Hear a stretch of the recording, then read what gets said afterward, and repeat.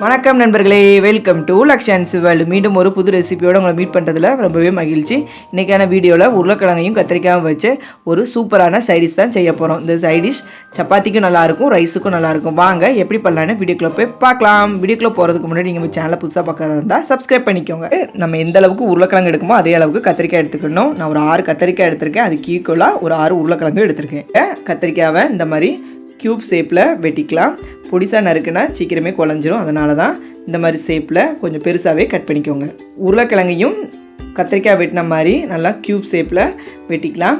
உருளைக்கிழங்கு கத்திரிக்காயையும் இந்த மாதிரி க்யூப் ஷேப்பில் வெட்டிட்டு நாம் தண்ணியில் போட்டு வச்சுக்கலாம், இல்லாட்டி கருத்து போயிடும். கிரேவி பண்ணுறதுக்கு அடுப்பில் வானலியை வச்சுட்டு 2 ஸ்பூன் ரீஃபைன் ஆயில் ஊற்றிக்கலாம்.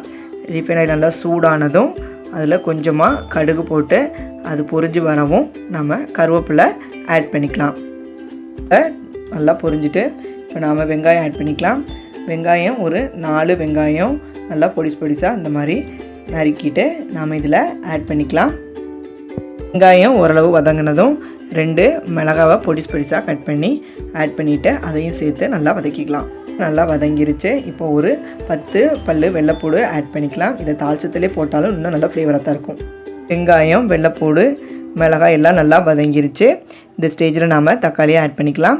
தக்காளி கூட கொஞ்சம் ஆட் பண்ணால் தான் நல்ல டேஸ்ட்டாக இருக்கும். நான் ஒரு 4 தக்காளி போல் பொடிசாக கட் பண்ணி ஆட் பண்ணியிருக்கேன். ஆட் பண்ணிவிட்டு நல்லா வதங்கந்தண்டியும் நாம் வெயிட் பண்ணலாம். 1/2 டீஸ்பூன் மிளகாய்த்தூள், 1 டீஸ்பூன் மஞ்சள் தூள், 2 டீஸ்பூன் குழம்பு கொத்தமல்லி தூள் ஆட் பண்ணியிருக்கேன். குழம்பு கொத்தமல்லி தூள் வேண்டானாலும் நீங்கள் ஸ்கிப் பண்ணிக்கோங்க. அதுக்கான லிங்க் நான் டிஸ்கிரிப்ஷனில் தரேன், போய் செக் பண்ணி பாருங்கள். சோட பச்சை வாசனை போகிறந்தடியும் நல்லா வதக்கிக்கலாம். அடுத்து தேவையான அளவு தண்ணி ஊற்றி கொஞ்சம் நேரம் கொதிக்க வச்சுட்டு கிரேவிக்கு தேவையான 1 ஸ்பூன் சால்ட் ஆட் பண்ணிக்கலாம். இங்கே கிரேவியில் எண்ணெய் தனியாக பிரிஞ்சுட்டு எல்லாமே நல்லா வதங்கிட்டு இந்த ஸ்டேஜில் நாம் உருளைக்கிழங்கை ஆட் பண்ணிக்கலாம்.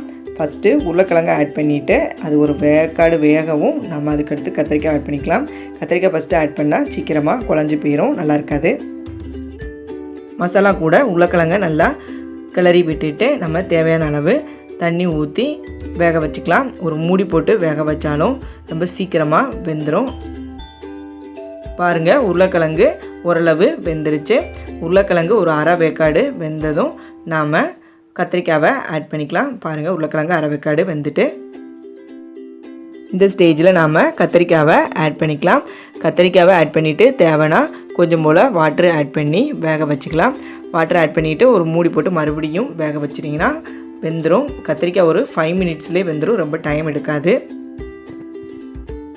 கத்திரிக்காய் வெந்ததுமே நம்மளோட சைடிஷ் தயாராகிடும்.